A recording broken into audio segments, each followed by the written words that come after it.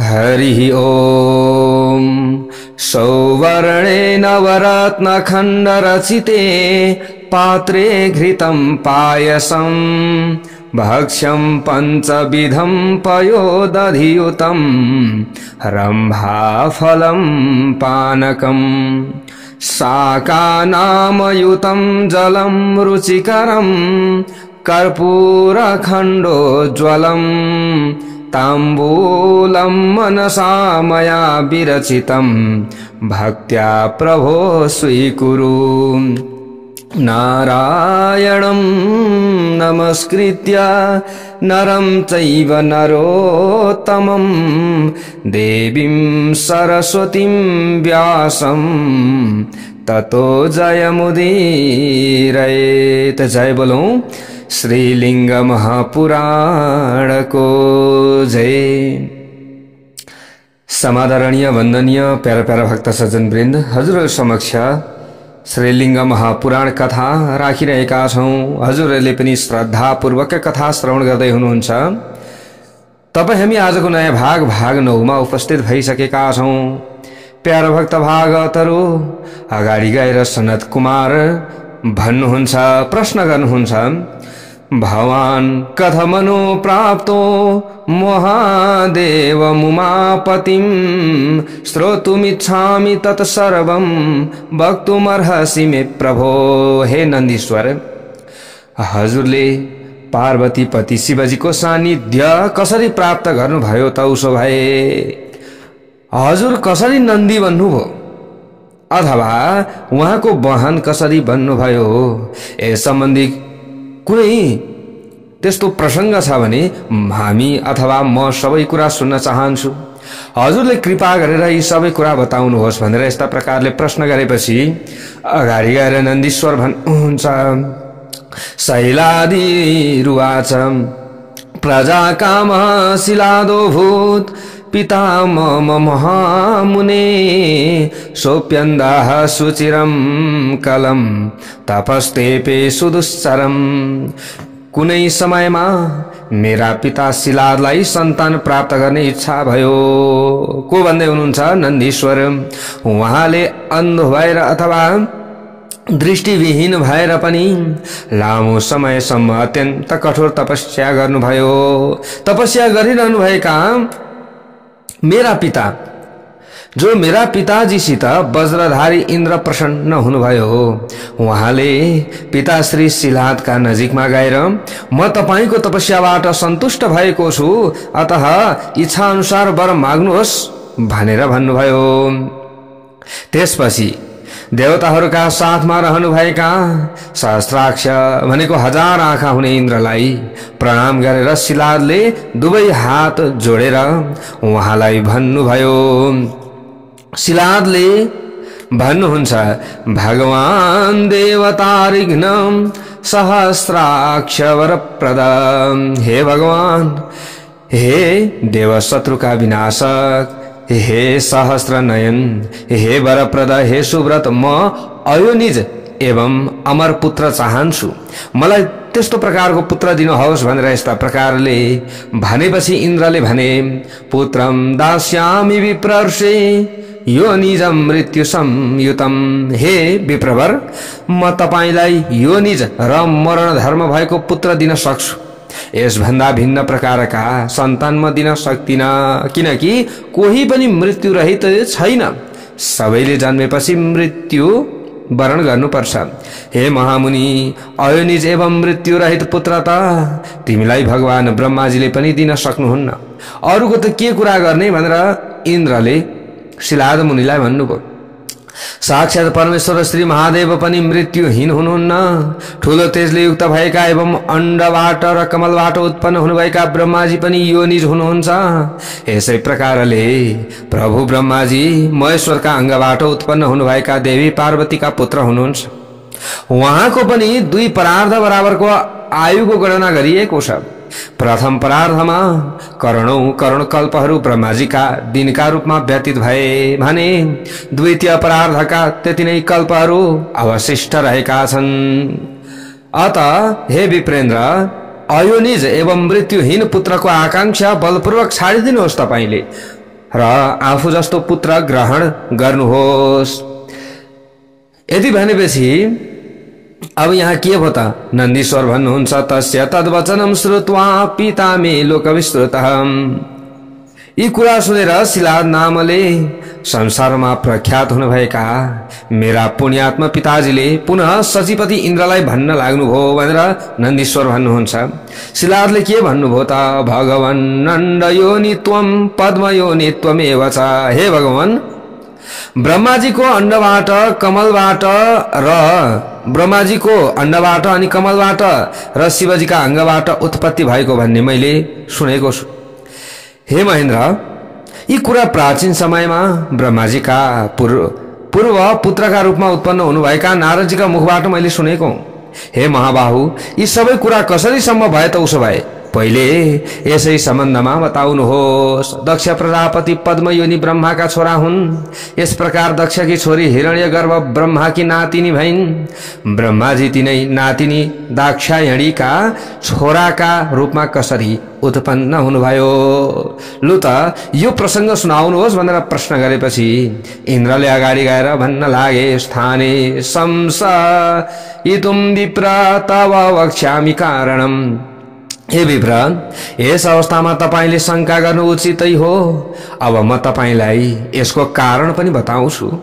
पहिले तत्पुरुष नामको कल्पमा घटेको परमेष्टि ब्रह्माजीको वृत्तान्त बताउँछु। त्यस समयमा परमेश्वरले ध्यान गरेर कलायुक्त ब्रह्माजीलाई उत्पन्न गराउनु भएको थियो। मेघवाहन नामको कल्पमा जनार्दन जगन्नाथ नारायणले मेघ भएर दिव्य 1000 वर्षसम्म देवाधिदेव श्री शिवजीलाई सादर अत्यन्त सम्मानका साथ बोक्नु भएको थियो। अर्थात् शिवजीको वाहन मेघवाहन भन्नु भएको थियो अथवा बन्नु भएको थियो। यसरी बताइएको छ। महादेव शंकरले भगवान विष्णुको आफू प्रतिको भक्ति देखेर ब्रह्माजीका साथमा उहाँलाई पनि सृष्टि गर्ने जिम्मेवारी दिनु भएको हो। त्यसै समयदेखि त्यस कल्पलाई मेघवाहन भनेर चिनिएको। यस्तै प्रकारले विष्णुलाई देखेर उहाँकै शरीरबाट उत्पन्न भएका जनार्दनका छोरा हिरण्यगर्भ ब्रह्माले तपस्या गरी शिवजीलाई प्राप्त गरेर अर्थात् प्रसन्न गराएर भन्न लाग्नुभयो, विष्णु हजुरको बायाँ अङ्गबाट उत्पन्न हुनुभएको हो र म हजुरको दायाँ अङ्गबाट उत्पन्न भएको हुँ। तर पनि विष्णुले मसितै सम्पूर्ण संसारको सृष्टि गर्नुभयो। यद्यपि जगन्मय विष्णुले मेघ भनेर तपाई देवदेव जगतगुरु महेश्वरलाई दिनरात बोक्नु भएको छ, तर पनि हे विभु, हे शंकर, म हजुरको नारायण भन्दा पनि ठूलो भक्त हुँ। ल, तपाईलाई विष्णुले वाहन भनेर बोक्नु भएको छ, तर तपाई भन्दा पनि ऊ भन्दा पनि म चाहिँ ठूलो भक्त हुँ भनेर ब्रह्माजीले भन्नुभयो। अतएव हे प्रभु, मसित प्रसन्न हुनुहोस् र मलाई आफ्नो सर्वात मता प्रदान गर्नुहोस्। कसले भन्नुभयो? ब्रह्माजीले यसरी भन्नुभयो। त्यसपछि क्षणभरमा नै शिवजीबाट सर्वात मता पाउनु भएका ब्रह्माजीले हतार हतार क्षीर सागरमा पुग्नुभयो। त्यहाँ पुगेर उहाँले डरलाग्दो अँध्यारामा रहेको सुवर्ण रत्नले झिली मिली बनाइएको मनद्वारा निर्माण गरिएको दुर्जनद्वारा अप्राप्य एवं पुण्यात्मा सनक आदि सिद्धहरूद्वारा पनि सजिलै दर्शन गर्न नसकिने सेतो र दिव्य एकार्णवमा रहेको भवनमा विराजमान विष्णुलाई भगवान श्री हरि विष्णुलाई देख्नुभयो। सम्पूर्ण जगतलाई आफ्नो हृदयमा धारण गर्नुहुने, शेषनागको शरीर रूपी शय्यामा शयन गर्नुहुने, चारवटा हातमा शंख चक्र गदा र पद्म धारण गर्नुहुने, कमल जस्ता सुन्दर आँखाले सुहाउनुहुने, सबै अलङ्कारले युक्त हुनुभएका, चन्द्रमण्डलको जस्तो कान्तिले सुहाउनु भएका, वक्षस्थलमा श्रीवत्स चिन्ह धारण गर्नुभएका, प्रसन्न मुखमण्डलले युक्त हुनुभएका, लक्ष्मीजीका कोमल हातको स्पर्शले राता राता भएका, चरण कमलले युक्त हुनुभएका, तमोगुणले युक्त लुप्त भएका अवस्थामा काल रूपलाई धारण गर्नुहुने रजो गुणद्वारा सम्पूर्ण लोकको सृजन लीलालाई प्रवर्तन गर्नुहुने सत्व गुणद्वारा सबै प्राणीहरूको संरक्षण गर्नुहुने परमेश्वर, सबैका आत्मा महात्मा परमात्मा ईश्वर चतुर्भुज देवरूप जनार्दन विष्णुलाई ब्रह्माजीले अमृतमय क्षीर सागरमा अनन्त शेषनागको शय्यामा योग निन्द्राका सहायताले सुतिरहनु भएको देख्नुभयो। भगवान जनार्दनलाई देखेर ब्रह्माजीले भन्नुभयो, जसरी पहिले तपाईले मलाई घाँस बनाउनु भएको थियो त्यसरी नै भगवान शिवजीको कृपाले म तपाईलाई घाँस बनाउँछु। भगवान विष्णुले जागेर विश्वपूर्ण भावले माथितिर दृष्टि लगाउँदै ब्रह्माजीलाई हेर्नुभयो, यो कसले बोल्दैछ भनेर माथि हेर्दा ब्रह्माजीलाई देख्नुभयो। त महाबाहु विष्णु अलि मुस्कुराउनु भएछ त्यो समयमा। त्यसपछि उहाँ अण्डबाट उत्पन्न हुनुभएका ब्रह्माजीमा प्रवेश गर्नुभयो। महात्मा ब्रह्माजीले पनि उहाँलाई घाँस बनाउनु भयो। लौ त इच्छा पूरा होस् भनेर गरिदिनु भयो उहाँले।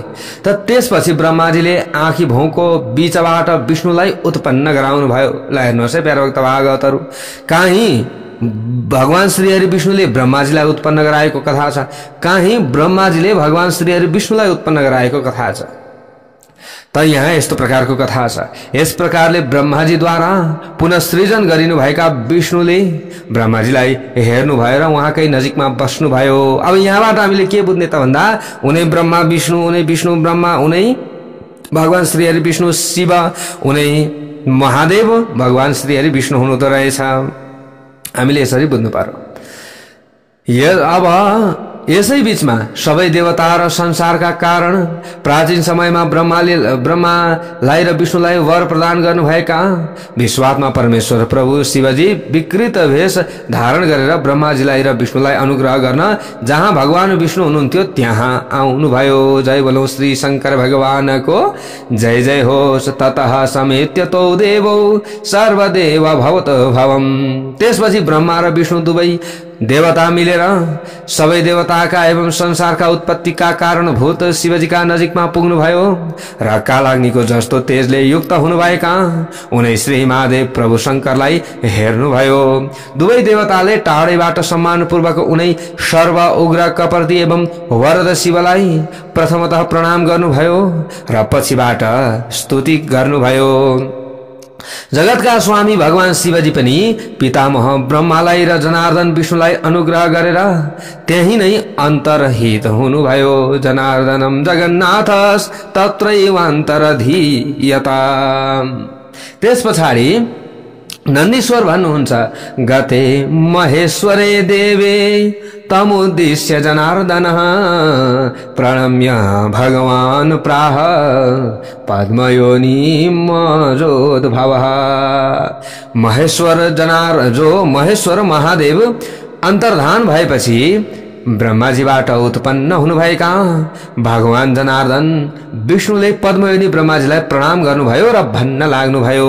भगवान श्रीहरि विष्णुले के भन्नुभयो त, परमेशो जगन्नाथ शंकरस्त्वयेष सर्वगः। सबै ठाउँमा जाने सामर्थ्य भएका परमेश्वर जगन्नाथ महेश्वर शंकर सम्पूर्ण संसारको र हामी दुवैको पनि शरण हुनुहुन्छ भनेर कसले भन्नुभयो? भगवान श्रीहरि विष्णुले ब्रह्माजीलाई भन्नुभयो, हे ब्रह्मदेव, म महात्मा शिवजीको बायाँ अंगबाट उत्पन्न भएको हुँ। स्वयं तपाईं देवादिदेव शंकरको दाहिने अंगबाट उत्पन्न हुनु भएको हो। अघि ब्रह्माजीले पनि त्यही भन्नुभयो, अहिले भगवान श्रीहरि विष्णुले पनि त्यही भन्नुभयो। ऋषिहरूले राम्ररी विमर्श गरेर बायाँ अंगबाट उत्पन्न भएकाले मलाई, प्रधान एवं प्रकृति र दायाँ अंगबाट उत्पन्न भएकाले तपाईलाई अव्यक्त अज एवं पुरुष भनेर भनेका छन्। यस प्रकारले अविनाशी ईश्वर महादेवलाई हामी दुवैका पनि कारण र सम्पूर्ण संसारका स्वामी भनेर भनिएको छ। यस प्रकारका देवेश्वर श्रीहरि विष्णुका कुरा सुनेर कमलबाट उत्पन्न हुनुभएका ब्रह्माजीले पनि वरद एवं पूज्य श्री महादेवको स्तुति गर्नुभयो र उहाँलाई प्रणाम पनि गर्नुभयो।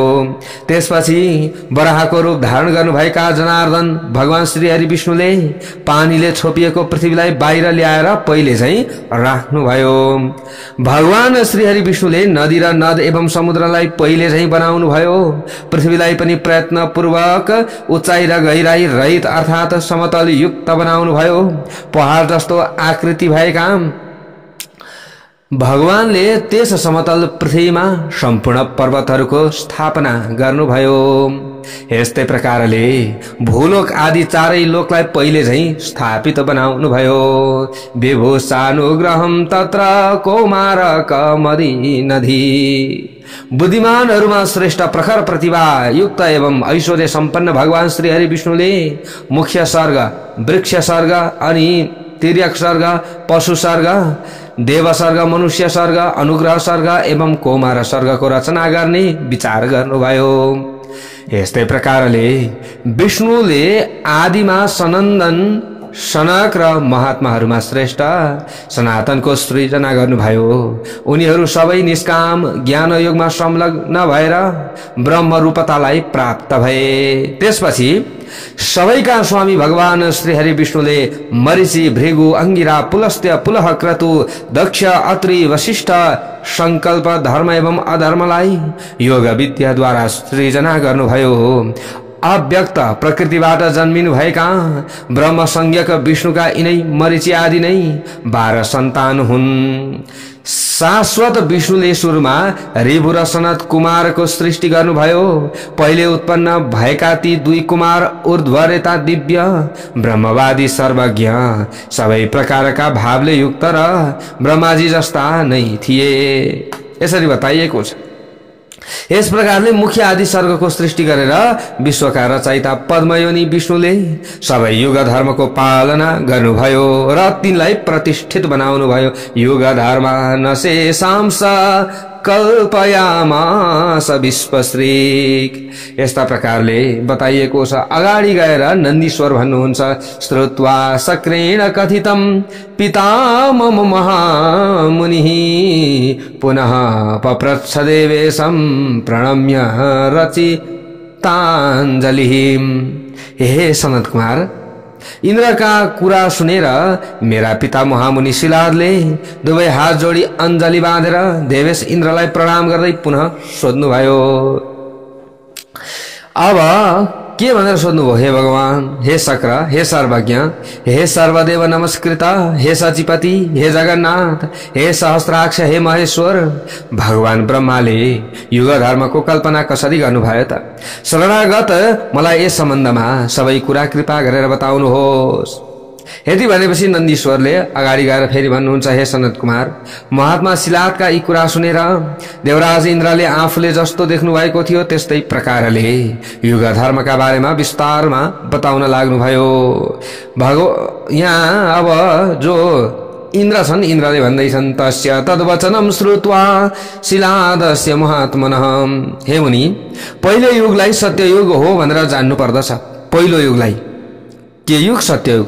त्यसपछि त्रेतायुग आउँछ, अनि क्रमैले द्वापर र अनि कलियुग आउँछ। संक्षेपमा यिनै 4वटा युग हुन्छन् भनेर जान्नुहोस्। सत्ययुगलाई सत्व गुण प्रधान, त्रेतायुगलाई रजोगुण प्रधान, द्वापरलाई रजोगुण एवं तमोगुण प्रधान र कलिलाई तमोगुण प्रधान भनेर जान्नु पर्दछ। यस प्रकारले विभिन्न युगमा अलग अलग युग वृत्ति, युग धर्म हुन्छन्। सत्ययुगमा ध्यानलाई, त्रेतायुगमा यज्ञलाई, द्वापर युगमा भजन लाई र कलियुगमा विशुद्ध दानलाई श्रेष्ठ मानिएको छ। कलियुगमा जसले दान गर्न सको उनै श्रेष्ठ हुन्छ। ल हेर्नुहोस् है, ध्यानम परम कृतयुगे त्रेतायाम यज्ञ उच्यते, भजनम द्वापरे शुद्धम दानमेव कलौ युगे। यसरी बताइएको छ। त सत्ययुगको प्रमाण 4000 दिव्य वर्ष रहेको छ भने त्यसको सन्ध्या 400 दिव्य वर्ष हुन्छ। सन्ध्यांश पनि त्यति नै, अर्थात 400 दिव्य वर्षको नै हुन जान्छ। अब यस्तै प्रकारले हे शिलाद, हे सुब्रत, यस सत्ययुगमा प्रजाहरूको आयु मनुष्य वर्षका प्रमाणले 4000 वर्ष हुन्छ। भनेको अब यहाँनिर आयु त लामो हुने भयो, हामीले यसरी बुझ्नु पर्यो। सत्य र त्यसको सन्ध्यांश बितेपछि सम्पूर्ण युग धर्मको एउटा चरण घटित हुन्छ। पुनः त्रेतायुगको आरम्भ हुन्छ, जसको प्रमाण सत्ययुगको भन्दा 1/4 कम, अर्थात 3000 दिव्य वर्ष रहेको छ। सत्ययुगको आधा प्रमाण भएको अर्थात् 2000 दिव्य वर्ष बराबर प्रमाण भएको द्वापर युग हुन्छ। द्वापर युगको पनि आधा प्रमाण भएको अर्थात् 1000 दिव्य वर्ष प्रमाण भएको कलियुग हुन्छ। हे मुनि, यसै प्रकारले त्रेतायुगको सन्ध्या 300 दिव्य वर्षको, द्वापर युगको सन्ध्या 200 दिव्य वर्षको र कलियुगको सन्ध्या 100 दिव्य वर्षको हुन्छ। यसरी घट्दो क्रममा आउँछ। यसै प्रकारले सबै युगका सन्ध्या बराबर प्रमाण भएका सन्ध्यांश हुन्छन् भनेर जान्नु पर्दछ। सनातन धर्म पहिलो सत्य युगमा 4 चरण भएको थियो। ल हेर्नुहोस्, आजभोलि त सनातन भनौँ, जुनै पनि सनातन भन्छन्, साम्प्रदायिक भइसके सबै। ल हेर्नुहोस्, सनातन धर्म पहिलो सत्ययुगमा 4 चरण भएको, त्रेतायुगमा 3 चरण भएको, द्वापरमा 2 चरण भएको र कलियुगमा एउटा मात्रै चरण भएको छ। भन्नुको मतलब के हो त भन्दा सनातन धर्म मान्ने चाहिँ कमी भइसके। ल हेर्नुहोस् है, यसरी बताइएको छ। विभिन्न सम्प्रदायले खाइसक्यो सनातन धर्मलाई। सत्ययुगमा स्त्री पुरुषको परस्परको मैथुन सम्पर्कबाट प्रजाको उत्पत्ति हुन्छ। उनीहरूको वृत्ति मधुर रसले उल्लासित हुन्छ। त्यस युगमा सबै प्रजा सबै प्रकारका आनन्द एवं भोगद्वारा तृप्त रहन्छन्। उनीहरूमा अधम र उत्तमको कुनै भेद हुँदैन। सबै प्रजा शुभ लक्षणले युक्त हुन्छन्। सत्ययुगमा प्रजाहरूको आयु, सुख र रूप समानै हुन्छ। उनीहरूमा परस्परमा द्वेष, द्वन्द्व एवं अवसाद हुँदैन। सुख दुखादि केही पनि हुँदैन। अपितु उनीहरूले एक अर्कालाई भने प्रेम चाहिँ गर्दछन्। सत्ययुगमा सत्ययुगका ती प्रजा घरमा आश्रय नलिएर पहाड र समुद्रको सान्निध्यमा निवास गर्ने गर्दछन्। सत्ययुगमा सबै जनता शोकरहित, पराक्रम सम्पन्न एवं एकान्त प्रिय हुन्छन्। सत्ययुगका ती प्रजा निष्काम कर्मयुगमा प्रवृत्त हुने र सधैँ प्रसन्न चित्त रहने हुन्छन्। उनीहरूका कर्म, पुण्य एवं पाप, स्वर्ग एवं नरकका कारण भावनाले रहित हुन्छन्। त्यस समयमा वर्णाश्रम व्यवस्था हुन्छ, तर वर्ण संकर दोष हुँदैन। हे द्विज, कालयुगले त्रेतायुगमा रसको प्रादुर्भाव नष्ट हुँदै जान्छ। त्यस युगमा पहिलेको सिद्धिको विनाश भएपछि अर्को सिद्धिको प्रादुर्भाव हुन्छ। त्रेतायुगमा रस तत्वको कमी भएकाले आत्मभूत गर्जनले युक्त मेघबाट पानीको वृष्टि हुन थाल्दछ। एक पटक पनि त्यस वृष्टिद्वारा पृथ्वी तल सिंचित भयो भने त्यहाँ रुखहरू उत्पन्न हुन थाल्दछन्। तिनै रुखहरू प्रजाका घर बन्दछन्। त्यस समयमा प्रजाका सबै वृत्ति र उपभोग तिनै वृक्षमा आश्रित हुन्छन्। यस प्रकार त्रेतायुगको आरम्भमा सबै प्रजाका जीवनयापनका आधारहरू रुखमा आधारित हुन्छन्। ल हेर्नुहोस् है, अब रुखसम्म आयो। क्रमैले धेरै समय बितेपछि प्रजाहरूमा बुद्धि विपर्ययले गर्दा अकस्मात नै राग एवं लोभात्मक भावना प्रकट हुन जान्छ। त्यस समयमा उत्पन्न भएको प्रजाहरूको त्यस प्रकारको विपरीत स्थितिले गर्दा गृहरूप घरका रूपमा रहेका सबै रुखहरू नष्ट हुन लाग्दछन्। रुखहरूको विनाश भएपछि मैथुन धर्मबाट उत्पन्न सबै प्रजा भ्रमित बन्दछन्। त्यस समयमा सत्यको ध्यान गर्ने ती प्रजाले पुनः सिद्धिको ध्यान गर्न लाग्दछन्। ध्यानको फलस्वरूप उनीहरूका गृह संज्ञक वृक्षहरू पुनः प्रकट हुन्छन्। ती वृक्षहरूले प्रजाहरूका लागि कपडा, अलङ्कार, अनेक प्रकारका फल उत्पन्न गर्न लाग्दछन्। प्रजाहरूका निमित्त ती रुखहरूका पातहरूबाट बनेका दुनामा गन्ध, वर्ण एवं रसले युक्त र शक्तिवर्धक अमाक्षिक मौरीले रस जम्मा गरेर बनाएको महभन्दा पनि भिन्न मह उत्पन्न हुन्छ। प्रजाहरूले त्यसै महद्वारा सुखपूर्वक आयु बिताउने र जीवनयापन गर्ने काम गर्दछन्। उनीहरू त्यसै सिद्धिले सन्ताप रहित भएर हृष्टपुष्ट रहन्छन्। त्यसपछि कालान्तरमा ती प्रजाहरू पुनः लोभ वृत्तिले आक्रान्त बन्दछन्।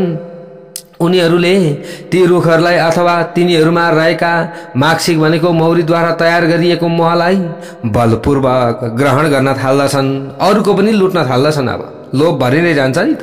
प्रजाहरूद्वारा लोभले आक्रान्त भएर गरिएका त्यस प्रकारका अनाचारपूर्ण कृत्यहरूले, यो कृत्यले गर्दा कहीँ कहीँ महका साथमै कल्प वृक्षहरू नष्ट हुन लाग्दछन्।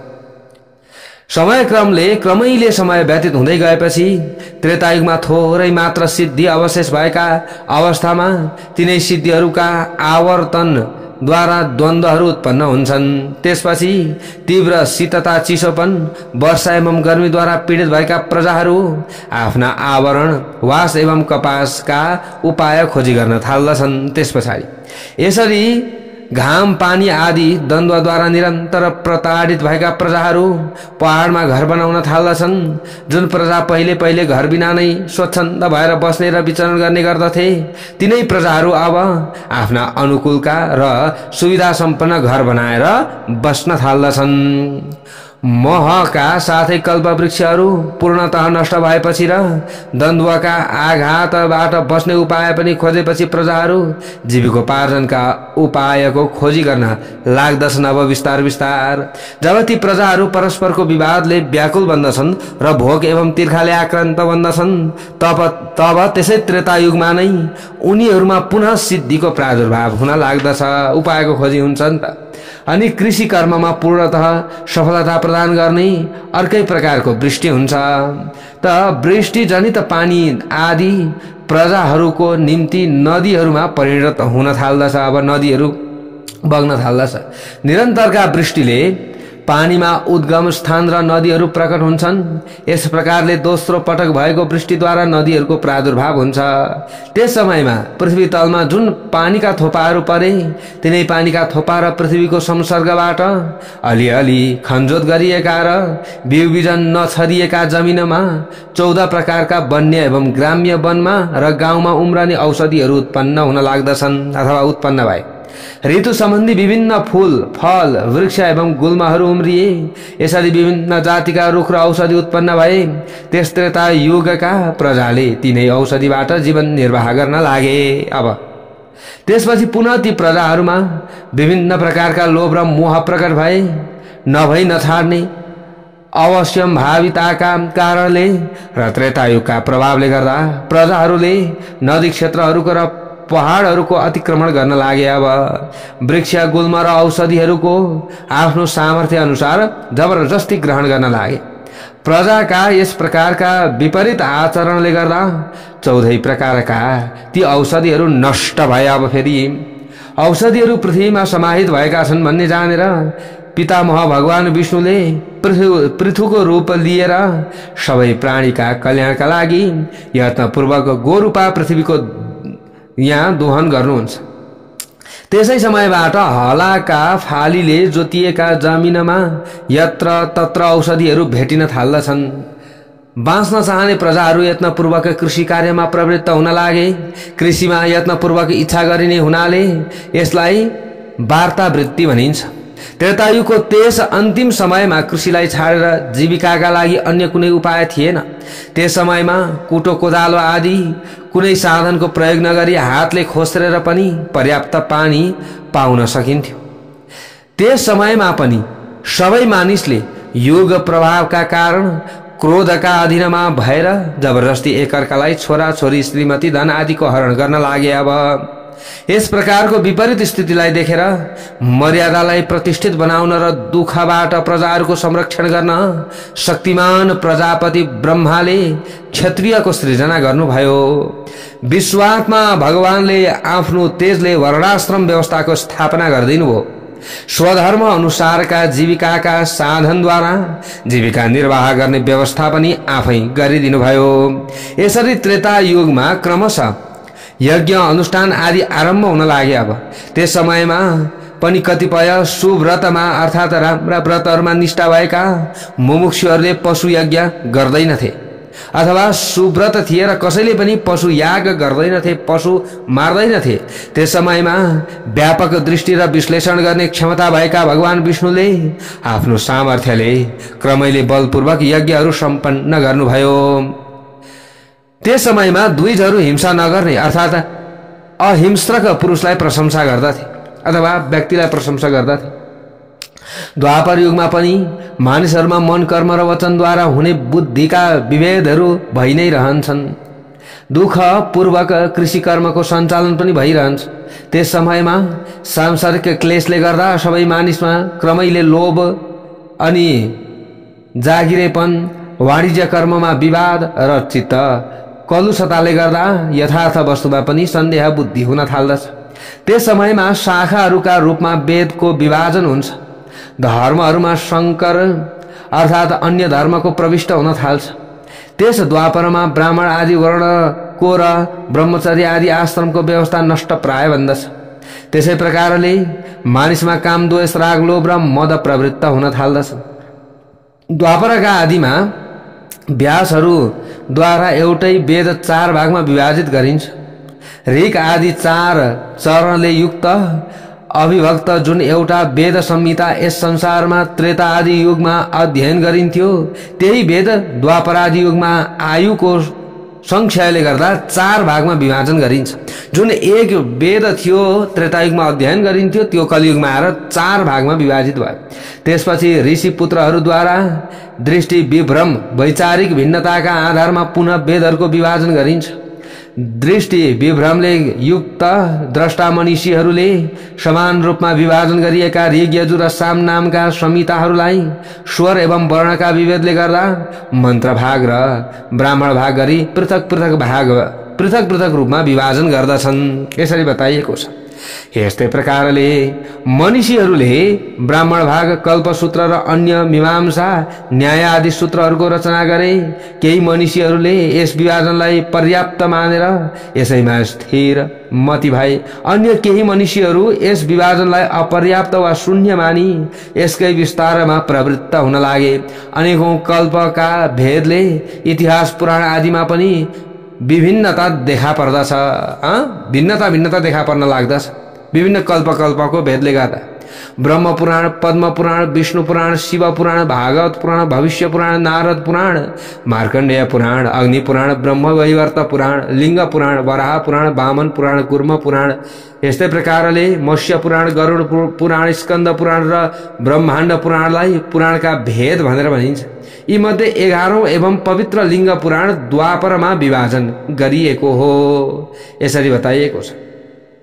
यस्तै प्रकारले मनु, अत्रि, विष्णु, हरित, यज्ञवल्क्य, उषना, अंगिरा, यम, आपस्तम्भ, संवर्त, कात्यायन, बृहस्पति अनि पराशर, व्यास, शंख, लिखित, दक्ष, गौतम, सता, तप र वशिष्ठ आदि अनेकौं मुनिहरूद्वारा धर्मशास्त्रको विभाजन गरिन्छ। त्यो समयमा आएपछि अवृष्टि, अकाल मरण, रोग आदिद्वारा उत्पन्न गराइएका उपद्रव एवं मनोवचन कर्म जनित दुःखबाट निर्वेद उत्पन्न हुन्छ। निर्वेदका कारण प्रजामा दुःखबाट मुक्त हुने विचार प्रकट हुन्छ। यसै प्रकारबाट वैराग्य उत्पन्न हुन्छ। वैराग्यबाट सांसारिक क्रियाकलापमा दोष देखिन थाल्दछ। यसै दोष दर्शनबाट द्वापरमा ज्ञान उत्पन्न हुन्छ। यस प्रकारले रजोगुण र तमोगुण युक्त द्वापर युगको वृत्ति बताइएको छ।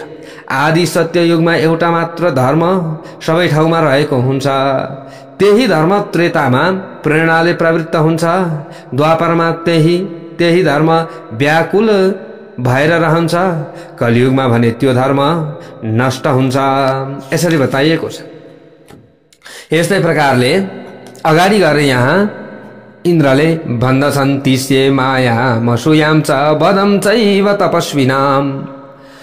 कलियुगमा तमोगुणले व्याकुल इन्द्रिय भएका मनुष्यहरूले माया रच्ने, कपट गर्ने, असूया, अरूमा दोष देख्ने, तपस्वीहरूको हत्या गर्ने काम गर्न लाग्दछन्। कलियुगमा जसले धर्म कर्म गरो उसैलाई गलत ठान्न थाल्दछन्। कलियुगमा प्रमाद, रोग, निरन्तर भोकको भय, के खाने होला भन्ने चिन्ता, अनावृष्टि भय, पानी पर्दैन कि भन्ने डर र देशको विपर्यय, देशको विनाश पो हुन्छ कि देशमा अकाल पो लाग्छ कि भन्ने यो डर कलियुगमा भइ नै रहन्छ। ल हेर्नुहोस् है, ठ्याक्कै अहिले भएको पनि त त्यही छ। कसरी शास्त्र पुराणहरूमा पहिल्यै लेखिएको छ। त मानिसहरूले वेदको प्रामाणिकता स्वीकार्ने छैनन्। त्यो समयमा वेद के हो मान्ने छैनन्। त्यो समयमा अरू धर्मतिर आकर्षित हुन लाग्नेछन् अनि उनीहरू अधोगतिमा पर्नेछन्। ल हेर्नुहोस् है, उनीहरू अधार्मिक आचरणमा प्रवृत्त हुनेछन्। मानिसहरू धर्मच्युत भएर अनाचारमा निरत रहनेछन्। अत्यन्त रिसाहा र अल्पबुद्धि भएका मानिसहरू कलियुगमा हुनेछन्। अरूको धर्म पालन गर्दै अघि बढ्छन् र सबै नरकमा जाकिन्छन्। पछि त कलियुगमा उत्पन्न भएका प्रजाले झुटो कुरा बोल्नेछन्। उनीहरू लोभपरायण हुनेछन् र मलिन आचार विचार भएका हुनेछन्। ब्राह्मणहरूका दूषित यज्ञ, दूषित पठन, दूषित आचरण एवं दूषित शास्त्रका सेवन रूपी कर्मदोषका कारण प्रजामा भय उत्पन्न हुनेछ। ल हेर्नुहोस् प्यारो भक्त भागवतहरू, ब्राह्मणले पनि आफ्नो धर्म छोडिदिन्छन् कि प्यारो भक्त भागवत। खालि अरू अब विवाहमा पनि ख्याल गर्दैनन्। यहाँ पनि धेरै कुरा छ प्यारो भक्त भागवतहरू, हैन? ब्राह्मण हुँ त भनौ, ब्राह्मणको कर्म गरेको त हुँ भनौ, तर अब के गरेको छ त्यो थाहा छैन फेरि। ल हेर्नुहोस् है, बिहान उठेर गायत्री जप्दैन, हैन? अनुलोम विलोम विवाह भएको छ, माता पिताकै त्यस्तो छ, अनि त्यसबाट जन्मिएका सन्तान छन्, अनि केही छैन, सन्ध्या छैन, केही छैन, विभिन्न ठाउँ भौतारिएको छ, अनि ब्राह्मण भनेको छ, अरूलाई उपदेश दिएको छ। अब कहाँबाट हुन्छ नि प्यारो भक्त भागवत? ल हेर्नुहोस् है, यस्ता हुन्छन् कलियुगमा ब्राह्मण पनि, यसरी बताइएको छ। ल हेर्नुहोस् है, ठ्याक्कै भएको त्यही छ। आजभोलि हामी देख्छौँ, सुन्दैछौँ पनि प्यारो भक्त भागवत। यी व्यक्ति त यस्ता अरे उस्ता अरे, हामी सुन्छौँ कि भित्रभित्र, अब बोल्नु हुँदैन। प्यारो भक्त भागवत जय बोलौँ। श्री शंकर भगवानको जय जय होस्। अब यहाँ यसरी बताइएको छ, दुई जातिले न त वेदको अध्ययन गर्नेछन्, न त उनीहरू यज्ञानुष्ठानमा प्रवृत्त हुनेछन्। वेदको अध्ययन नै गर्दैनन्, अनि मै हुँ भन्छन्, आफै हुँ जान्ने भन्छन्, हैन? कलियुगमा क्षत्रिय, वैश्य एवं मनुष्यहरू क्रमैले नष्ट हुनेछन्। मन्त्रको सम्बन्धले गर्दा, शयन आसन एवं भोजनको साहचर्यले गर्दा शूद्रहरूको ब्राह्मणहरूका साथमा सम्बन्ध हुनेछ। अर्थात् ब्राह्मणले शूद्रलाई मन्त्रको उपदेश दिनेछन्, यसरी बताइएको छ। भनेको अब शूद्र भनेको जाति भन्न खोजे होइन फेरि यहाँ प्यारो भक्त भागवतहरू। जसले आचरण छोड्छ नि, जस्तै ब्राह्मण हुँ भने छ। ल हेर्नुहोस् है, आजभोलि त्यही त भएको छ। म ब्राह्मणको वंशमा जन्मिएको हुँ भनेको छ, टुप्पी पालेको छैन, तपाईँको चाहिँ आचरण छोडिदिएको छ, नखाने चिज खाएको छ, नपिउने चिज पिएको छ, अनि उसैको व्रतबन्ध हुन्छ। ल हेर्नुहोस् है प्यारो भक्त भागवत, व्रतबन्ध हुन्छ, बाध्यताले ऊ जातको आधारमा उसलाई गायत्री मन्त्र दिनु परेको छ, हो कि होइन प्यारो भक्त भागवत? ल हेर्नुहोस्, अब यहाँ भन्न खोजेको कुरो त्यही त हो।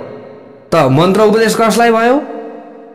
ती ब्राह्मणकै घरमा जन्मेका क्षुद्र भनेको शूद्र न लायक व्यक्तिलाई हामीले मन्त्रणा गर्यौं। तर सद आचरणमा जो छन्, जसले मासु मांसहरू खाँदैनन्, विभिन्न मदिराहरू पिउँदैनन्, सद आचरणमा रहन्छन्, गुरुको सेवा गर्छन्, उनीहरूलाई मन्त्र नै दिँदैनन् कसैले, हैन? खाली हो त्यस्ता खराब मान्छेलाई मन्त्र दिन लाग्दछन्, अनि मन्त्र दिने पनि गयो, मन्त्र लिने पनि गयो प्यारो भक्त भागवतहरू। किनभने त्यस्ता व्यक्तिले मन्त्र पनि जप्दैनन्, दिने व्यक्ति पनि पाप बोक्नुपर्छ प्यारो भक्त भागवत हो।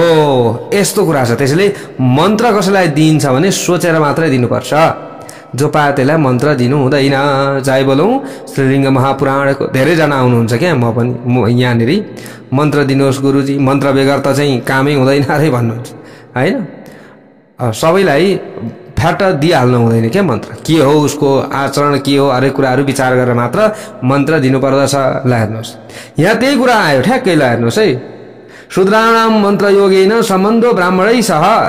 राजाहरूले आचरण छाड्नेछन्, ब्राह्मणहरूलाई पीडा दिनेछन्, साधु सन्तहरूलाई। जस्तै ब्राह्मणको आचरण गर्ने जो कोही पनि ब्राह्मण हो नि त, हैन प्यारो भक्त भागवतहरू? जस्तै ज्योतिषी बन्न चाहन्छ, उसले पढ्दछ भने ऊ जोसुकै होस् ऊ ज्योतिषी हुन्छ, हैन? तर उसले सद आचरणमा चाहिँ रहेको हुन पर्यो। फेरि जस्तो पाए खाने बेलामा जस्तो पाए खाएको छ, हैन? गर्ने बेलामा जस्तो पाए जे पनि गरेको छ, जे पनि बोलेको छ, अनि म चाहिँ यो हो भन्न चाहिँ पाइएन। ल हेर्नुहोस्, होला ज्ञान त आफ्नो ठाउँमा छ, तर त्यस्तो बोलेको त्यो सिद्धि पनि हुँदैन कि प्यारो भक्त भागवत। यो कुरा बुझ्नु पर्दछ प्यारो भक्त भागवतहरू। प्रजाहरूमा भ्रूण हत्या हुन लाग्दछ, गर्भमै बच्चाहरू मार्न लाग्दछन् प्रजाहरूले। वीर हत्याको प्रवृत्ति व्यभिचारका रूपमा फैलिनेछ कलियुगमा, यसरी बताइएको छ। ल हेर्नुहोस् है, अब ब्राह्मणहरूले सबै आचरण छोडिदिनेछन्, चोरहरूले राजाको जस्तो व्यवहार गर्नेछन्। ल हेर्नुहोस्, ठ्याक्कै मिलेको छ कि छैन? ल हेर्नुहोस्, जो चोर हुन्छ, जो लुटाहा हुन्छ, जो हत्यारा हुन्छ, उही राजा भन्दछ कलियुगमा। आजभोलि भएको छ कि छैन? देशको स्थिति हेर्नुहोस्, हरेक ठाउँको स्थिति हेर्नुहोस्। राम्रो सद आचरणमा रहेको व्यक्तिलाई त फसाइहाल्छन् हैन। राम्रो गरौँ या अरूको भनौँ भने त फसाइहाल्छन्। जहीँ पनि त्यही छ। राम्रो होस् है भनौँ भने त्यसैलाई फेरि दूषित बनाइहाल्छन् कता कताबाट घुमाएर।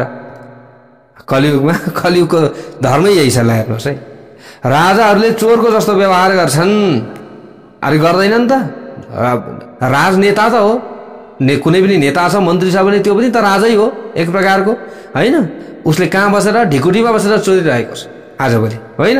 त पतिव्रता स्त्रीहरू बाँकी रहने छैनन्।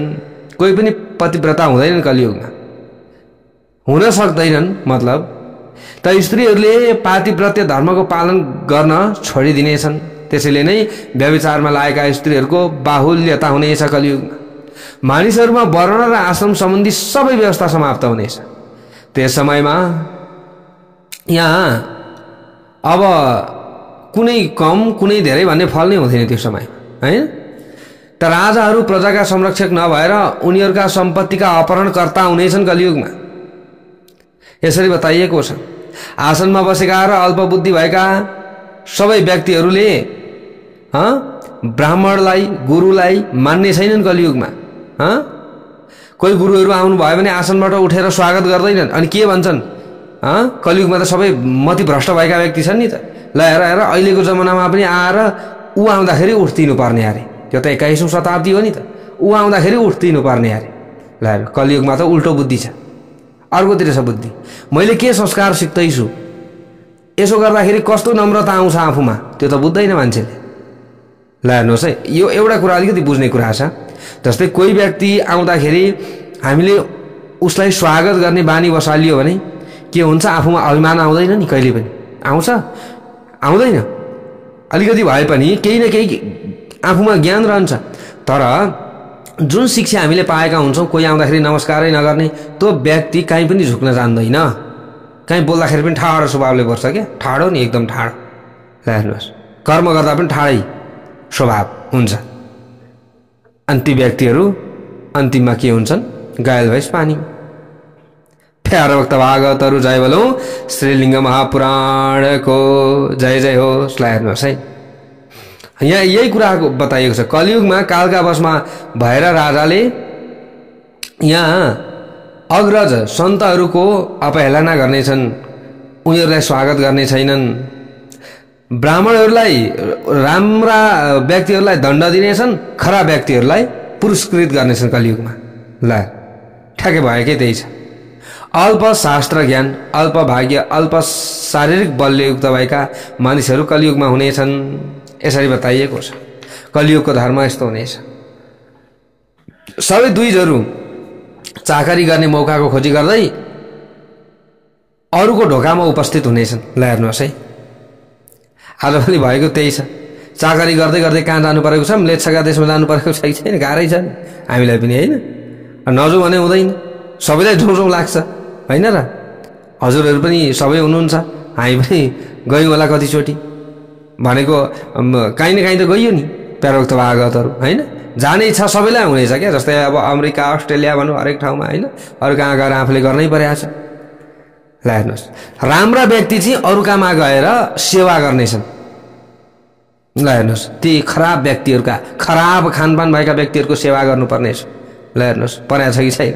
त्यो त हामी आफैले विचार गर्ने होइन। अब नगर्नु भनेर के गर्ने? आफ्नो वृत्ति नि चल्दैन, घरमा चुलै बल्दैन, त्यस्तो स्थिति बन्छ। अब के गर्ने? समस्या यो छ। त्यसैले यसलाई पनि नराम्रो त नमानौँ, तर पनि यस्तै हुनेछ। यो कलियुगको धर्म हो प्यारोक्त भागवत, यो पनि राम्रो मान्नुपर्छ हामीले। तर त्यति भएर पनि हामीले धर्म छोडिएन भने चाहिँ यो राम्रो हो। फेरि हो, हामी जानुपर्छ, कमाउनुपर्छ, सबै कुरा गर्नुपर्छ, तर त्यति भएर पनि आफ्नो धर्म, संस्कार, परम्परा, रीतिरिवाज छोडिएन। मान्ने व्यक्तिलाई मान्यो भने यो नै सबैभन्दा ठुलो धर्म हो। किनभने कलियुगको धर्मअनुसार त हामीले त्यो कर्म गऱ्यौँ, तर हामीले व्यवहार कस्तो गर्दैछौँ? सत्ययुगको जस्तो भने अब हाम्रो जीवन सुध्रिन्छ। प्यारोक्त भागवतहरू हामीले यसरी बुझ्नु पर्दछ। त कलियुगमा नीललोहित देवदेव महादेव शङ्कर शिव धर्मको प्रतिष्ठाका लागि विकृत आकृत भएको बनी प्रकट हुनुहुनेछ। विकृत आकारमा रहनुभएका महादेवले कुनै विप्रले जुनसुकै प्रकारले यदि सेवा गर्दछन् भने तिनीहरूले कलियुगका दोषहरूलाई जितेर परमपदलाई प्राप्त गर्दछन्। कलियुगमा भगवान शिवजीको उपासना भन्दा अरूको उपासना गर्न लाग्दछन् मानिसहरूले। जो मूल हो त्यसको चाहिँ कसैले पनि आराधना गर्दैन भन्ने यहाँनिर यसरी बताइयो, यहाँनिर यसरी बताउन खोजिएको छ प्यारा भक्त भागवतहरू। त कलियुगमा सबै साम्प्रदायिक हुनेछन् र त्यतैपट्टि लाग्नेछन्। त कलियुगको अन्तमा हिंसक पशुहरूको प्रबलता, गाईको ह्रास हुनेछ। गाई ल हेर्नुहोस् त, आजभोलि गाई नै पाल्न छोडे मान्छेले, त्यो दुधका लागि त दुध दिन्छ कि भनेर चाहिँ कसैले यसो गरेका छन् होइन, नभए गाईको सेवै हुँदैन। वास्तविक साधुहरूको अब अभाव हुनेछ। वास्तविक साधु भेटिने छैन कलियुगमा, वास्तविक मुनि सन्त भेटिने छैन कलियुगमा, यसरी बताइएको छ। समयमा दान नै मूल भएको, सूक्ष्म भए तापनि महान ऐश्वर्य सुन्दर भविष्य दुर्लभ हुनेछ। चारै आश्रममा शिथिलता आउनेछ, धर्म नष्ट हुनेछ कलियुगमा। कलियुगका अन्तमा राजाहरूले प्रजाहरूको संरक्षण गर्ने छैनन्, उनीहरू मात्र आफ्नो रक्षामा संलग्न बन्नेछन्। यसरी बताइएको छ। कलियुगका सबै मानव अन्न एवं कन्याहरूका विक्रेता हुनेछन्। यसरी बताइएको छ। ब्राह्मणहरूले वेद बेच्नेछन्, ब्राह्मणहरूले वेद बेच्ने मात्रै होइन धर्म पनि बेच्नेछन्। ल हेर्नुहोस्, हो कि होइन? वेद भनेकै धर्म हो। अब वेद बेच्नेछन् भन्नुको मतलबै धर्म बेच्नेछन्। प्यारा भक्त भागवतहरू आज पनि अर्को धर्ममा हेर्नु भएको छ होला नि, सबैभन्दा ठुला पादारी चाहिँ ब्राह्मणहरू नै छन्। विचार गर्नु होला है प्यारा भक्त भागवतहरू। जस्तै अर्को धर्ममा अहिले पादारी भन्छौँ नि हामी होइन, तिनीहरूमा पनि कोही आचार्य छन्, कोही के छन् होइन। ब्राह्मण क्षेत्री नै छन् फेरि त्यहाँ पनि अलिकति ठुला व्यक्ति। अब आफूले जानेको सबै बेचिसके, अर्को धर्ममा लागे। ल हेर्नुहोस् है प्यारा भक्त भागवत, बिगारिसके, सबै बिगारिसके। र अन्तिममा उनीहरूले नि सबैलाई नरकमा लगाइरहेछन्। आफू त अब नरकको पनि कहाँ पुग्छन् थाहा छैन प्यारा भक्त भागवतहरू। त कलियुगमा कुत्सित आचरण भएका व्यापारीहरू हुनेछन्। पाखण्डी व्यापारी पनि पाखण्डी खालका हुनेछन्। ल हेर्नुहोस्, यस्ता धेरै कुराहरू छन् प्यारा भक्त भागवत। तर अब यहाँ सुन्न थालियो, भन्न थालियो भने यो सुनिसक्नु छैन प्यारा भक्त भागवत होइन। अब यो भरे गुरुजीले त यस्तो भन्नुभयो भन्नुहुन्छ, अब हजुरहरू आफै पढ्नु होला प्यारा भक्त भागवत। यस्तो छ कलियुग, माया बोले साध्य छैन भनेर भनी साध्य छैन। कलियुगको समापनको सन्निकटतामा मानिस अरूको सम्पत्ति हडप्ने हुनेछन्, परस्त्री गमन गर्ने हुनेछन्, काम लम्पट हुनेछन्, दुष्ट आत्मा भएका हुनेछन्। यसरी बताइएको छ। कलियुगको अन्त समयको निकट आइसकेपछि सबैले दाँत देखाउँदै हाँस्नेछन्। जसले चाहिँ गल्ती गर्यो उसकै चाहिँ के हुनेछ, ठुलो स्वर हुनेछ। ल हेर्नुहोस्, सबै यही छ प्यारा भक्त भागवतहरू। आजभोलि जे भइरहेको छ सबै कुरा यहाँ लेखिएको कुरा त्यही नै छ, यसमा कुनै पनि छैन। गेरुवा कपडा लगाएका सन्यासीहरू शास्त्र ज्ञान नभएका हुनेछन्। ल हेर्नुहोस्, कुरा त यहाँ फ्याटै आयो।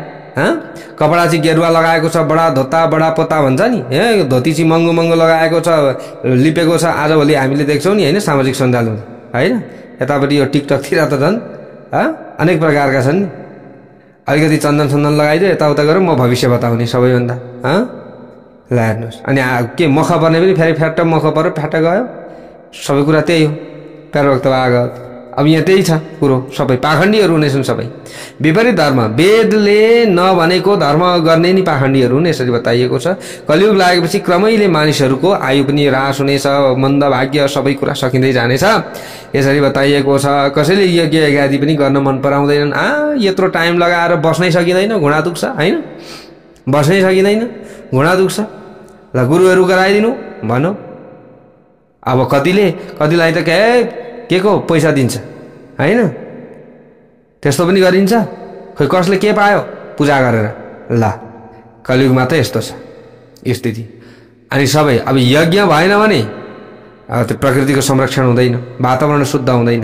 वातावरण शुद्ध नभएपछि पानी पनि समयमा पर्दैन, वन जङ्गल सुक्दै जान्छन्, सबै कुरा नदी नाला सुक्दै जान्छन्, उर्वरा भूमि कम हुँदै जान्छ। अनि प्लास्टिकको चामल खाए त अरू के खाने। ल हेर्नुहोस् प्यारा भक्त भागवत, के भन्ने, कतिलाई सम्झाउने र होइन। राम्रो कुरो बोल्यो भने फेरि धेरैले हेर्दैन, फेरि गाह्रो पनि छ यो कुरो त। राम्रो कुरा त पर्छै त कसैलाई पनि। अलिकति उटपट्याङ कुराहरू डाङ डुङडुङ गरिदिउँ त अहिले पुराणमा होइन, पुराणमा राम्रो भजन सजन लगाएर चाहिँ अलिकति राम्रो तरिकाले चाहिँ डाङ डुङडुङ ढाकी यताउता फ्याराक फुरुक अहिलेका चाहिँ विभिन्न कुराहरू गरिदिउँ त। राम्रो कुरो त कसैले सुन्न चाहँदैन। अनि हो त्यस्ता कुरामा चाहिँ हामी मन लगाएका हुन्छौँ फेरि प्यारा भक्त भागवतहरू। अब के भन्ने भनेर भन्ने साध्य छैन। जय बोलो श्रीलिङ्ग महापुराणको जय जय होस्। त्यो आफ्नो विचार हो, किनभने यो कलियुगकै धर्म यस्तो छ। कोही एउटा सद् व्यक्ति निक्लियो र धर्मको मार्गमा डोर्याउन खोज्यो भने कोही पनि डोरिँदैन होइन। डोरिँदै डोरिँदैन। अब फेरि हामीमा कस्तो दुष्ट भाव आउँछ भने यो जान्ने भएको भन्ने भाव आइहाल्छ, किनभने यो कलियुगको धर्म हो नि त। आफूमा त्यो भाव आउँछ होइन, यो भन्छ नि यसले भन्दै गर, आफू एकातिर लाग्दै गर होइन। प्रवक्ता अनि जसले चाहिँ झुट बोलिदिन्छ नि, यो चाहिँ यस्तो होइन है भनेर भनिदिन्छ, अनि ओहो हो नि त, त्यतापट्टि फ्याट्टै लाग्यो, ल हेर्नुहोस् अनि सक्यो जिन्दगी। अब यस्तो छ, यो सबै कुरा यही छ।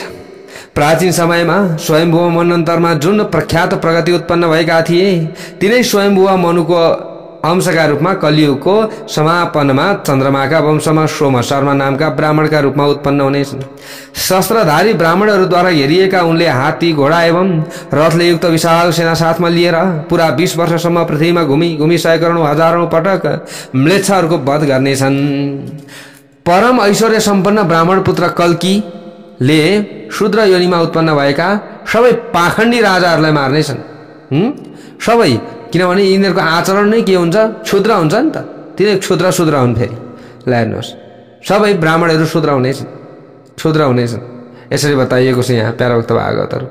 त्यस पछाडि यहाँनिर चाहिँ धर्मको रक्षा हुन्छ भन्ने कुराहरू छ। प्यारोक्त भागवतहरू सबै आश्रमहरूको नष्ट हुनेछ, सबै यही कुरा यहाँनिर बताइएको छ। यस प्रकारले चाहिँ कल्की भगवानले आएर चाहिँ अब कलियुगको चाहिँ ती सबै दुष्टहरूको नाश गराइसकेपछि फेरि सत्ययुगको आरम्भ हुन्छ। यसरी बताइएको छ। अनि सत्य, त्रेता, द्वापर, कली हो यसरी नै फेरि चल्दै चल्दै जान्छ। युग धर्म भनेको यो वर्णाश्रम। ल हेर्नुहोस् है, प्यारोक्त भागवतहरू जय बोलौँ श्री शङ्कर भगवानको जय जय होस्।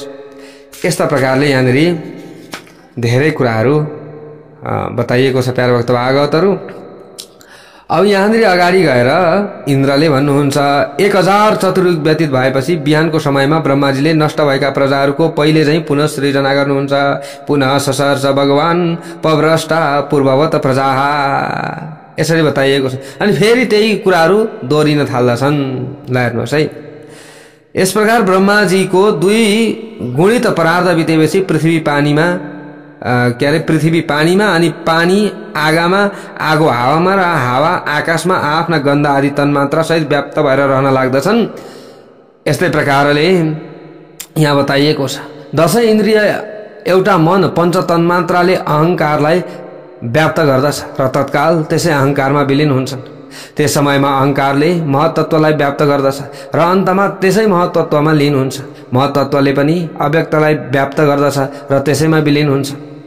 यसरी बताइएको छ। त्यसपछि कमलयोनि ब्रह्माले, अब यहाँ बताइएको छ कि अब आफ्ना गुणका साथ महेश्वरमा समाहित हुन्छ। त्यसपछि उनी परम पुरुष शिवजीबाट पहिले चाहिँ सृष्टि हुन थाल्दछ।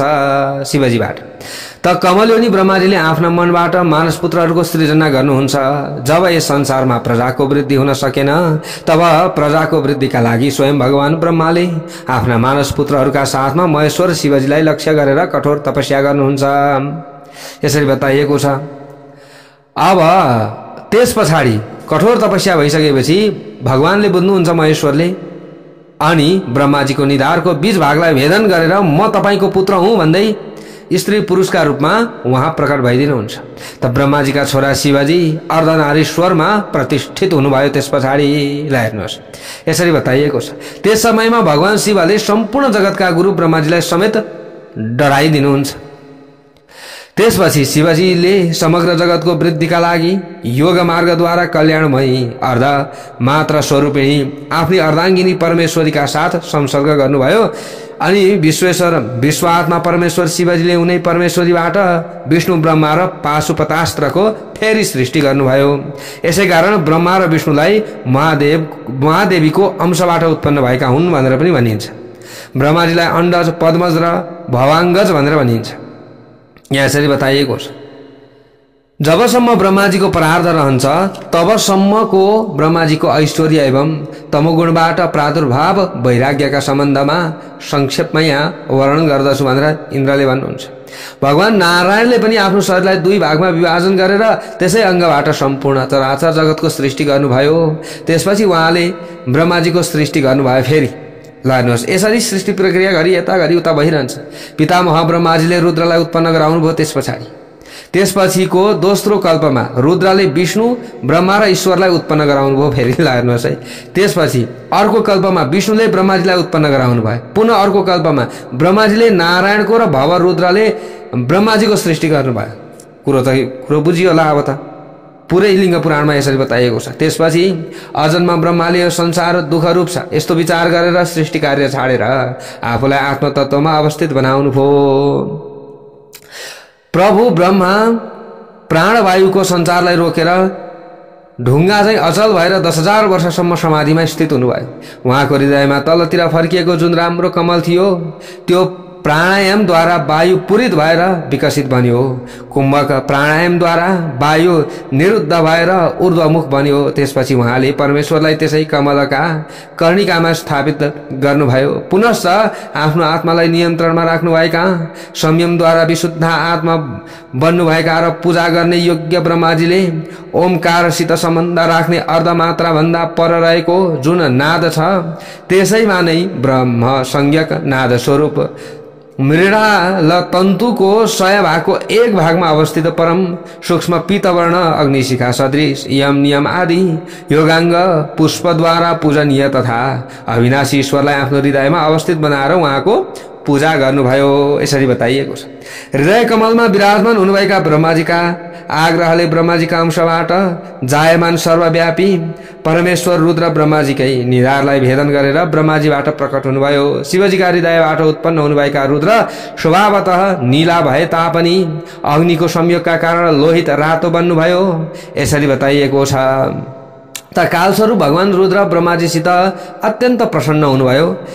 अनि त्यसपछि विश्वात्मा पितामह ब्रह्माले नामाष्टक स्तोत्रद्वारा प्रसन्न चित्त हुनुभएका विश्वात्मा भगवान रुद्रको स्तुति गर्नुभयो। यहाँ यसरी बताइएको छ। नमस्ते भगवान रुद्र भास्करामित तेजसे। यसरी रुद्रको स्तुति गर्नुभयो। कसले? ब्रह्माजीले। तपाईँ उठ्नुहोस् जाग्नुहोस् भन्दै। ल हेर्नुहोस् है, तपाईँ नै समर्थ हुनुहुन्छ। त्यसपछि ब्रह्माजीका कुरा सुनेर हाँस्दै सर्वव्यापी जगतका स्वामी उमापति भगवान शिवजी रुद्रहरूका एवं भगवती उमाका साथमा अन्तर्धान हुनुभयो। फेरि स्तुतिबाट प्रसन्न भएर दर्शन दिनुभयो। त्यस पछाडि फेरि अन्तर्धान हुनुभयो। यस्ता प्रकारका कथाहरू रहेका छन्। यहाँ सम्पूर्ण संसारमा अयोनिज एवं मृत्युरहित पुत्र सर्वथा दुर्लभ छ। यहाँ भन्दा कि पद्मयोनि ब्रह्माजी पनि मृत्युयुक्त हुनुहुन्छ भनेर यहाँनिर भन्दै हुनुहुन्छ इन्द्रले शिलादलाई। ल हेर्नुहोस्, किन्तु देवेश्वर भगवान रुद्र प्रसन्न हुनुभयो भने तपाईँका निम्ति मृत्युरहित अयोनिज पुत्र दुर्लभ हुने छैन। उहाँ स्वयं भगवान शिवजी प्रसन्न हुनुपर्छ। अयोनिज भनेको अब मृत्युरहित पुत्र दिनका लागि त अरू कसैको सामर्थ्यता छैन। म अनि विष्णु एवं महात्मा ब्रह्माजी पनि तपाईँलाई मृत्युहीन एवं अयोनिज पुत्र प्रदान गर्न सक्नुहुन्न। इन्द्रले यसरी भनिदिए। ल हेर्नुहोस् है, त्यसैले तपाईँले यदि यस्तै पुत्र चाहनुहुन्छ भने शिवजीको शरणमा जानुहोस्। राम्रो पुत्र चाहने हो भने, राम्रो सन्तान चाहने हो भने कहाँ जानु पर्यो? भगवान शिवजीको शरणमा जानु पर्यो। जय बोलौं श्री शंकर भगवानको। यसरी विप्रेन्द्र शिलादलाई तथ्यपूर्ण कुरा पुरै इतिहास सहित सबै कुरा बताएर सम्झाइदिए। ल हेर्नुहोस् है, इन्द्रले दयालु एवं प्रौधा सम्पन्न इन्द्र देवताहरूका साथमा सेतो वर्णको ऐरावत हात्तीमा चढेर त्यस पछाडि फर्किए। ल यस्तो है, यस्तो कथा यस्तो यस्तो छ। यसरी गर्दाखेरि कसैले पनि समर्थ राख्न सक्दैनन् कि मृत्यु नै नहुने पुत्र दिनका लागि त भगवान शिवजीको शरणमा जानु पर्दछ भनेर यसरी उदाहरण सहित सबै कुरा सुनाइदिए र आफू लागे बाटो।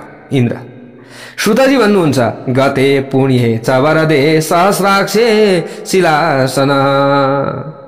भक्तहरूलाई अभिष्ट वर दिने पुण्यशाली सहस्रनयन इन्द्र गइसकेपछि शिलादले श्री महादेव शिवलाई तपस्याद्वारा आराधना गर्दै प्रसन्न गराउन लागे। अब शिलादले अब कसको आराधना गर्न लागे? भगवान शिवजीको। यस प्रकार निरन्तर तपस्यामा संलग्न द्विज शिलादका 1000 दिव्य वर्ष एक क्षणमै अद्भुत प्रकारले व्यतीत हुँदा भए। दिव्यम वर्ष सहस्रम तु गतम क्षीणमिवादभूतम। उनको शरीर धमिराका गोलाले ढाकियो। ती मुनि शिलाद चारैतिरबाट वज्र सूची र अन्य रगत खाने किराहरूले घेरिएका देखिन्थे। ल हेर्नुहोस्, अब यस्ता प्रकारले तपस्या गर्दा गर्दै उनले कठोर तपस्या गरिरहेका छन्। ल हेर्नुहोस्, अब यसरी उनका हाड मात्रै बाँकी रहन लागे। उनले कठोर तपस्या गरिरहेको कुरा शिवजीले थाहा पाउनु।